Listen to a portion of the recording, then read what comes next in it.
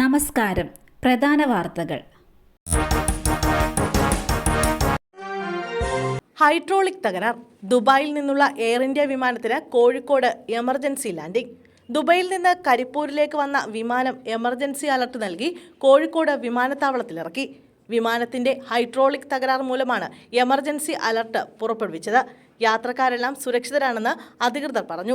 ദുബായിൽ നിന്ന് കോഴിക്കോട്ടേക്ക് വന്ന IX-344 എയർ ഇന്ത്യ വിമാനമാണ് എമർജൻസി ലാൻഡിംഗ് നടത്തിയത്. ഹൈഡ്രോളിക് തകരാർ ശ്രദ്ധയിൽപ്പെട്ടതിനെ തുടർന്ന് വിമാനത്തിൽ നിന്നും എയർപോർട്ടിലേക്ക് വിവരം കൈമാറി. തുടർന്ന് എമർജൻസി അലർട്ട് പുറപ്പെടുവിച്ചു. ഇതിനിടെ വിമാനത്താവളത്തിൽ എല്ലാ സജ്ജീകരണങ്ങളും ഒരുക്കിയിരുന്നു. സമീപത്തെ മുഴുവൻ ആംബുലൻസുകളും ഫയർഫോഴ്സ് സംവിധാനങ്ങളും റൺവേയിൽ എത്തിച്ചിരുന്നു. പിന്നാലെ വിമാനം സുരക്ഷിതമായി ലാൻഡ് ചെയ്യുകയായിരുന്നു. യാത്രക്കാരെല്ലാം സുരക്ഷിതമായി പുറത്തിറങ്ങി.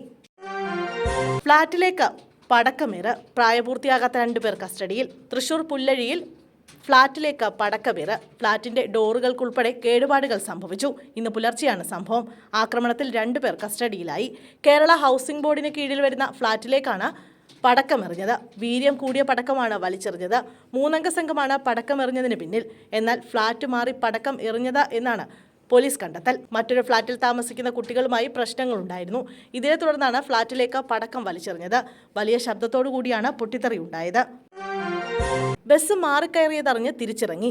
റോഡിലേക്ക് വീണ വയോധികയുടെ കാലിലൂടെ ബസ് കയറിയിറങ്ങി. വടക്കഞ്ചേരിയിൽ വയോധികയുടെ കാലിന് മുകളിലൂടെ ബസ് കയറിയിറങ്ങി ഗുരുതര പരിക്ക്. തൃശൂർ വടക്കഞ്ചേരി കുന്നംകുളം പാതയിൽ 1-ാം കല്ല് ബസ് സ്റ്റോപ്പിന് സമീപമാണ് സംഭവം. പുതുവീട്ടിൽ നബീസയ്ക്കാണ് പരിക്ക് പറ്റിയത്.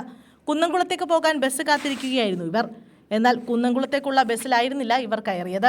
ബസ് മാറിപ്പോയെന്ന് മനസ്സിലാക്കി തിരികെ ഇറങ്ങിയപ്പോൾ ബസ്സിൽ നിന്ന് വീണു. വടക്കഞ്ചേരി ഭാഗത്ത് നിന്ന് പട്ടാമ്പി കറവപുത്തൂർ ഭാഗത്തേക്ക് പോവുകയായിരുന്ന സ്വകാര്യ ബസ് വയോധികയുടെ കാലിന് മുകളിൽ കയറി ഇറങ്ങുകയായിരുന്നു.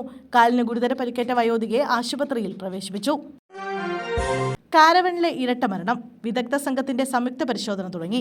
വടകരയിൽ കാരവനിൽ നടന്ന ഇരട്ട മരണത്തിൽ വിദഗ്ധ സംഘത്തിന്റെ സംയുക്ത പരിശോധന തുടങ്ങി. മരണത്തിന് കാരണമായ കാർബൺ മോണോക്സൈഡ് കാരവനിൽ എങ്ങനെ എത്തിയെന്ന് പരിശോധിക്കും. NIT വിദഗ്ധരും ഫോറൻസിക് സയന്റിഫിക് ഉദ്യോഗസ്ഥരും ഉൾപ്പെടുന്ന വിദഗ്ധ സംഘമാണ് പരിശോധനയ്ക്കായി എത്തിച്ചേർന്നത്. അതേസമയം കാരവൻ നിർമ്മാണ വിദഗ്ധരും പരിശോധനയുടെ ഭാഗമാകും. പോലീസും മോട്ടോർ വാഹന വകുപ്പ് ഉദ്യോഗസ്ഥരുടെ സാന്നിധ്യത്തിലാണ് പരിശോധന നടക്കുന്നത്. സംസ്ഥാന BJPയിൽ നേതൃമാറ്റത്തിന് നീക്കം. പുതിയ അധ്യക്ഷൻ ഉടൻ. രാജീവ് ചന്ദ്രശേഖറിന്റെയും MD രമേശിന്റെയും പേരാണ് പരിഗണനാ പട്ടികയിൽ ഇടം പിടിച്ചിരിക്കുന്നത്. കഴിഞ്ഞ ദിവസമാണ് അമിത്ഷാ രാജീവ് ചന്ദ്രശേഖറുമായി കൂടിക്കാഴ്ച നടത്തിയത്. പ്രസിഡന്റാകുന്നതുമായി ബന്ധപ്പെട്ട് അമിത്ഷാ രാജീവ് ചന്ദ്രശേഖറിന്റെ അഭിപ്രായം തേടി. കേരളത്തിൽ നേതൃമാറ്റം അനിവാര്യമാണെന്ന നിലപാടിലാണ് കേന്ദ്ര നേതൃത്വം. അധ്യക്ഷ സ്ഥാനത്തേക്ക് വരുന്നതിൽ അനുകൂല നിലപാടല്ല രാജീവ് ചന്ദ്രശേഖർ സ്വീകരിച്ചതെന്നാണ് അദ്ദേഹവുമായി അടുത്ത കേന്ദ്രങ്ങൾ പറയുന്നത്. സുരേഷ് ഗോപിയുടെ തൃശൂരിലെ വിജയവും സമീപകാലത്ത് മറ്റു പാർട്ടികളിൽ നിന്നും ആളുകൾ BJPയിലേക്ക് എത്തുന്നത് പരിഗണിച്ചാണ് നേതൃമാറ്റം കേരളത്തിൽ അനിവാര്യമാണ് എന്ന നിലപാടിലേക്ക് BJP കേന്ദ്ര നേതൃത്വം എത്തിയിരിക്കുന്നത്.